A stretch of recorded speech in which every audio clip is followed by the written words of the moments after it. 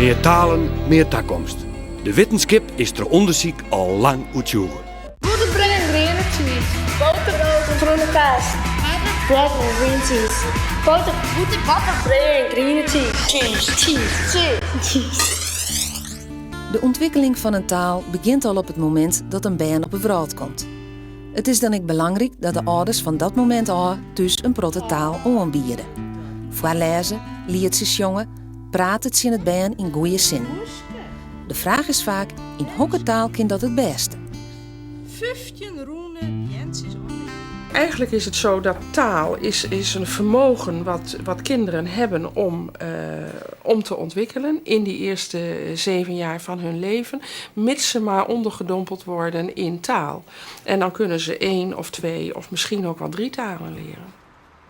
Kijk, in een gezin is het altijd moeilijk, want welke taal spreek je tegen het kind en welke taal spreek je onderling met elkaar?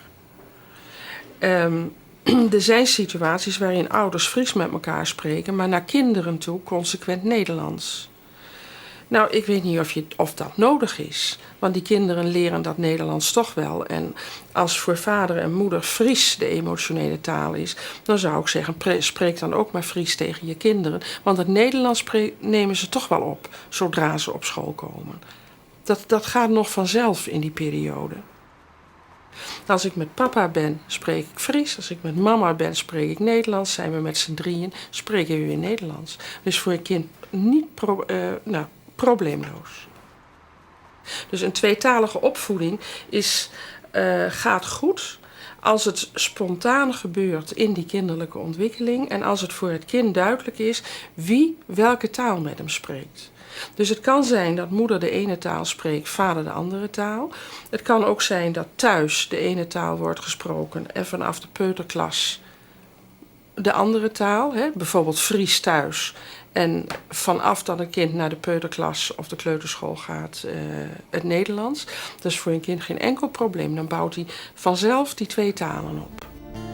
Nevens professor Goorhuis-Brouwer is tweetaligheid geen extra handicap voor taalzwakke ben. Als je niet een groot talent hebt voor taal, dus als je genetisch het zo bepaald is dat je talent voor taal niet al te groot is, ja, dan leer je er minder van, wat je ook aangeboden krijgt. Wij kennen ook kinderen met het syndroom van Down.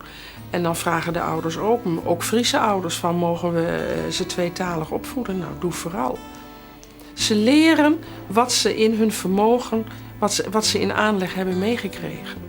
En als ze dan maar in die talige omgeving komen, dan leren ze die beide talen. Maar ja, natuurlijk niet zo sterk als andere kinderen die dat syndroom niet hebben. Meer weten? Friesk.nl